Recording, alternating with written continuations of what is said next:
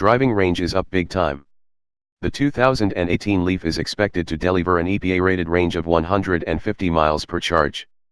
Nissan says that lands the Leaf in a sweet spot between so-called compliance EVs, low-cost electrics with relatively limited range that manufacturers produce to meet certain regulations, and Chevrolet's Bolt EV and Tesla's Model 3, both of which offer greater than 200 miles of range but at a higher cost. Among the compliance cars, which include the Ford Focus Electric, the Hyundai Ioniq Electric, and the Kia Soul EV, the Volkswagen e-Golf's 125-mile range comes closest to the Leaf's. And, for 2019, there's a Leaf End model coming with a 60.0 kilowatt-hour pack and a range above 200 miles. Where Nissan really hits its competitors hard is price. At $30,875, the new Leaf is not only less expensive than its predecessor, it's priced in the thick of those less capable models. It's also available nationwide. Long-range EVs are more expensive.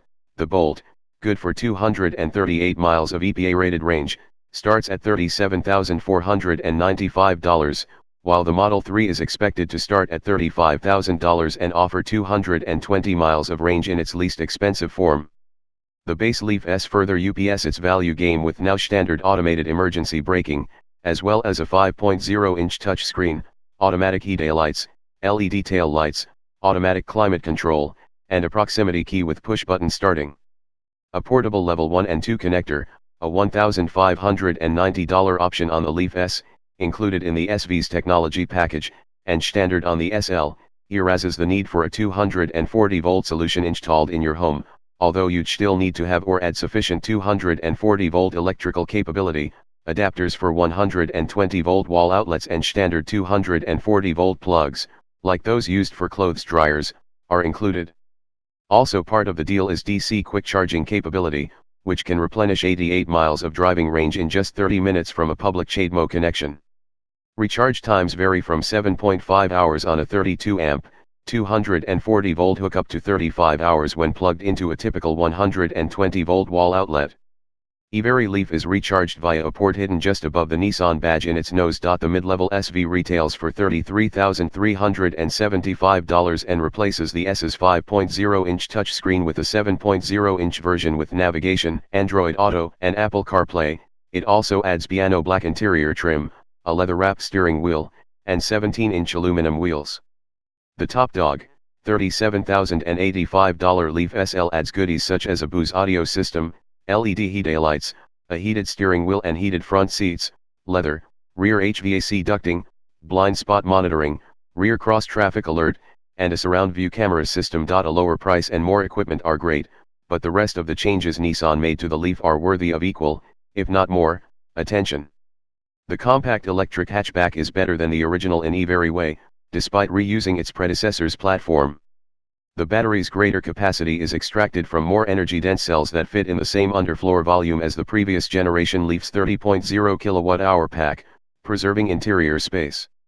Crash test requirements that didn't exist when the first Leaf went on sale 7 years ago dictated some high-strength steel be blended into the front structure. Those and other stiffening measures increase the Leaf's actual and perceived solidity.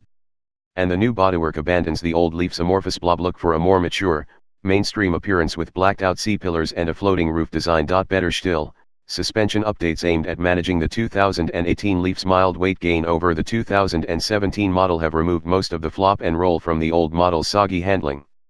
The Leaf is now composed when driven spiritedly and exhibits little body roll, thanks in part to 10% stiffer anti-roll bars. The steering is much improved, too, with a quicker ratio, good response, and a more satisfying heft than before. The car is also more refined than before, with the suspension absorbing impacts with less noise. As in other EVs, the lack of internal combustion engine white noise heightens occupants' awareness of road and tire sounds. To our ears the new Leaf is quieter, although the door mirrors generate a fair amount of wind whoosh at highway speeds. Getting the new Leaf up to those speeds is a notably quicker affair thanks to its updated electric motor. The otherwise carryover motor gains a new inverter, bringing increases of 40 horsepower and 49 lb-ft of torque, for new totals of 147 and 236. Just how much zippier the 2018 Leaf is will be confirmed when we get one on the test track. As before, the motor makes a mild whirring sound, and at speeds below 18 miles per hour the Leaf emits a Jetsonian electronic tone externally to alert pedestrians of its otherwise silent presence. Like the Bolt, The new Leaf features a one-pedal driving mode in which driver can bring the car to a complete halt using only the engine braking effect of the electric motor without touching the brake pedal. Dubbed E-pedal, this driver selectable one-pedal feature can slow the Leaf to varying degrees depending on the accelerator pedal's angle. For example, from a cruise, lessening your pedal input begins slowing the Leaf. Taking your foot off the accelerator entirely triggers a gradual progression to a peak of 0.20 g of deceleration as more speed is scrubbed. Good thing, too, given that the Leaf's actual brake pedal suffers from an overboosted feel and an action that muddies the distinction between friction braking and the slowing effect of the electric motor's energy recuperation. Cleverly, E-pedal blends in the friction brakes automatically on top of the electric motor's resistance, both to hold the Leaf stationary once stopped, on up to a 30% grade, and when the battery is full and unable to accept more charge from the motor's energy. Recuperation, the source of the engine braking type drag, when decelerating. This ensures consistent E-pedal slowing no matter the battery's state of charge, and it draws no energy from the motor to keep the car still. The E-pedal's speed-dependent stopping power takes some getting used to before one can effectively time when to start lifting off the accelerator to, say, stop at an upcoming intersection from different speeds. On the upside, its buildup in braking force is far smoother than the Bolt's all-or-nothing one-pedal slowing. Need more tech? Nissan offers its ProPilot Assist radar-based adaptive cruise control and camera-based, self-steering lane keeping assist function, in addition to lane departure warning. It's available on the mid-level Leaf SV and top-shelf SL trim levels. For the SV, ProPilot Assist is bundled with the $2,200 technology package, which also includes blind spot monitoring, pedestrian detection, rear cross-traffic alert, LED headlights, an 8-way power driver's seat, and a few other items. On the SL, which already includes some of those extras, the tech package with ProPilot costs just $650. Some early production Leafs will come standard with these packages. When activated via a steering wheel button, ProPilot can competently bring the Leaf to a complete stop, and accelerate again, provided the stop lasts fewer than 3 seconds, adjust the car's speed to match traffic ahead, and steer between lane markings. Nissan insists, however, that ProPilot is a driver aid, not a self-driving system. Take your hands off the wheel for longer than a few moments, and the Leaf flashes visual warnings in the gauge cluster and sounds increasingly urgent alarms. Wait about 30 seconds, and the Leaf trades insistent beeping for a freaky siren and brings itself to a stop in its lane with the emergency flashers activated.